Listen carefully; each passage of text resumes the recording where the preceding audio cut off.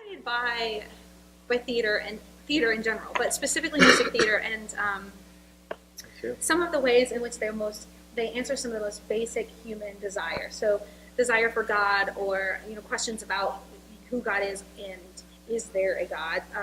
Desire for redemption, desire for help, desire for community. So the question of I'm utterly alone. And so Broadway narrative has as a way of sort of answering those questions. And so I don't know if there's ones that you want to highlight, or how are those things most represented in the Broadway shows that you've done, or what you've thought about, or what you've seen has been most evident. Sure. Well, and sort of where, leaving off in my, faith story, this is something we spoke the other night about, the idea of Broadway musicals as secular religion, which I thought, you said that, and I was like, yes, that's my church. And it's really true. We were watching Dexter the other night, and there's a Brother Sam characters on there said, go to the Bible, and there, whatever question you have, the answer is always in there.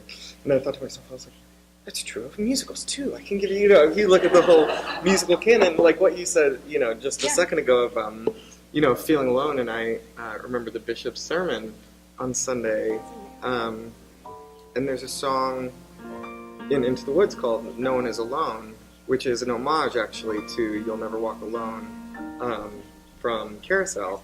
And to me, those songs, but especially "No One Is Alone,"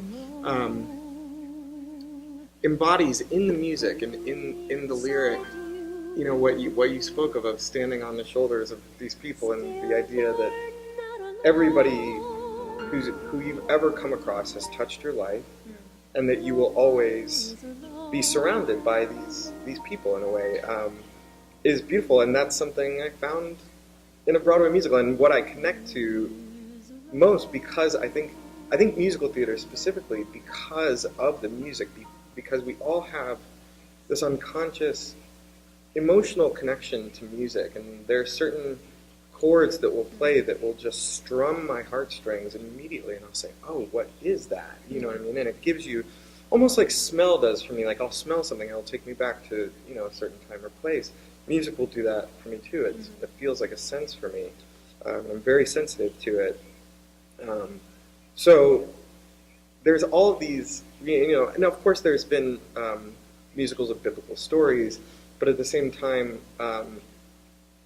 in general, with growing up with Michael's storytelling, with my father's storytelling, and Dad said to me, when I was younger, I probably, I don't know if you'd like saying this, but, we should treat the Bible as if it's Aesop's Fables. You need to look at this book that was written by men that tells these beautiful stories with a moral at the end, with, that it's about ethics, it's about being a good person, and following that. And so in a way, if I extend that metaphor for me, I have this amazing canon of stories about men and women most of them just trying to be a better person or trying to do good, because those are the stories that we love and that we cling to, and why religion is a part of, our lives.